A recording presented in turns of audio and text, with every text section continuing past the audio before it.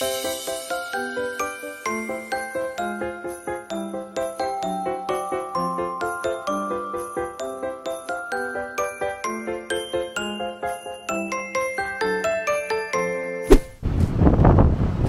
guys, good evening. So, andito ulit kami sa hotel.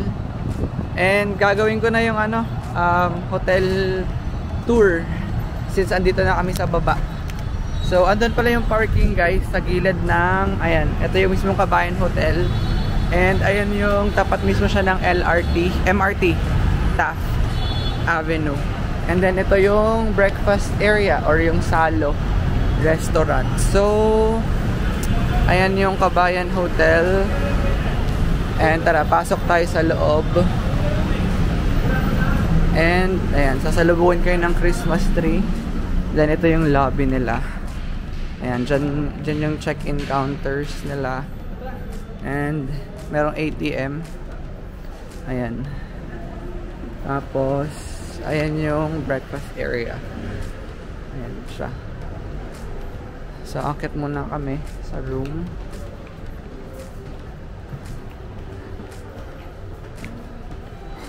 Ayan, ito.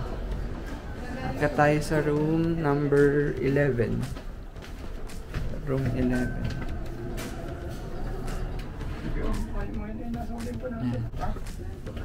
Ayan, ito ang kanilang hallway. Ayan. Tapos, sa room 114 kami sa kanilang mabuhay suites. Ayan, pasensya na medyo makalat. So pagpasok nyo,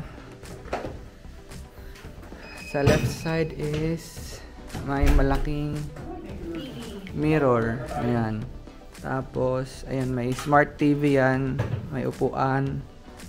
Then, ang view nito is EDSA. Ayan, yung mismong MRT. Ayan. Tapos, may dalawang malaking bed. Ayan. Then, split type aircon. May ref. And may mirror din dito. Ayan. And then, merong cabinet or closet area. Ayan siya. Nagagalaw to. Ayan. May kabayo dyan. Plancha ng kabayo. Tapos may plancha. Ayan. Tsaka meron ding vault. Tsaka may weighing scale. Ayan. Tapos ito yung CR. Isang malaking CR. And updated siya. So naka-bidet siya. Other type ng bidet. And ayan. Ganito siya kalaki guys. Yung CR. And then the CR has malaking bintana. Facing, ayan, body sport and MRT. So, ayan, may hot and cold shower. And mayroong ganyan. Ito, mga ganito. Kasama na siya. And, ayan, ano ko siya. Gamit ko yan. Tapos, dalawang towel. So, tatawag ako kasi kulang pa kami ng dalawang towel. 4 kami dito. Tapos na ang ating hotel room tour. Di ko na kayo nagala sa lobby masyado kasi yun lang talaga yan. Tsaka bukas na lang sa breakfast namin. So, ang totoo ko talagang binook guys is via Agoda is itong team room. Ito siya. Ito yung totoo kong binook. Di pala kita. So, pakita ko na lang. Flash ko na lang dyan sa screen nyo yung team room na supposedly na binayaran ko. And may kasama naman siyang breakfast and for 4.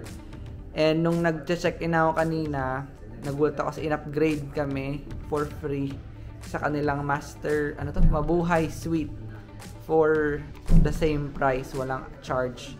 So, nakuha ko lang to guys ng 3,677.20 for one night. May kasama ng breakfast, tsaka free wifi, tsaka free parking na rin kung may mga sasakyan kayo. And nag-a-accept naman sila dito ng debit card, credit card, GCash, Paymaya, nakita ko dun kanina. So, ako dito ko siya binayaran sa hotel, hindi ko siya binayaran pa. Kasi, nagbabago yung presyo niya sa Agoda. Pero, itong nakuha ko, hindi na siya nagbago. Ito na talaga siya. And, ayun. So, if you're planning to have a staycation with your family here sa Manila lang, so, I recommend this hotel. Kasi malapit lang sa MRT yan, dyan lang. Paglabas mo ng hotel, MRT, Taft Avenue na. Tapos marami kang masasakyan, jeep, taxi, or e-bike papuntang MOA. So, ayun. I hope nakatulong yung mabilisang quick hotel tsaka room tour dito sa Kabayan Hotel. And by the way, ang totoong rate pala nitong Mabuhay Suite nila is nasa 9,000 to 10,000 per night. Kasi nga, ang sabi ni ate, defective daw yung team room na nakuha ko. Di niya na sinabi kung anong panong pagka-defective, so baka may sira or under repair. So, kaya dito kami na ilagay. Ayan. So, sobrang laki niya. So, parang ito yung pinakamalaking room na ina-offer ni Kabayan Hotel kasi ang pangalan is Mabuhay Suite. So, ayun guys, ipopost ko na lang yung link below kung saan ko siya na-book and the details ng aming hotel na share ko sa inyo. Lalabas na lang yan sa screen nyo. And ayun lang guys for today. And thank you so much for another vlog. If you haven't subscribed to my channel, don't forget to hit the subscribe button and the notification bell para updated ka sa mga next travel vlog and mga hotel tour like or hotel and room tour like ng ganito.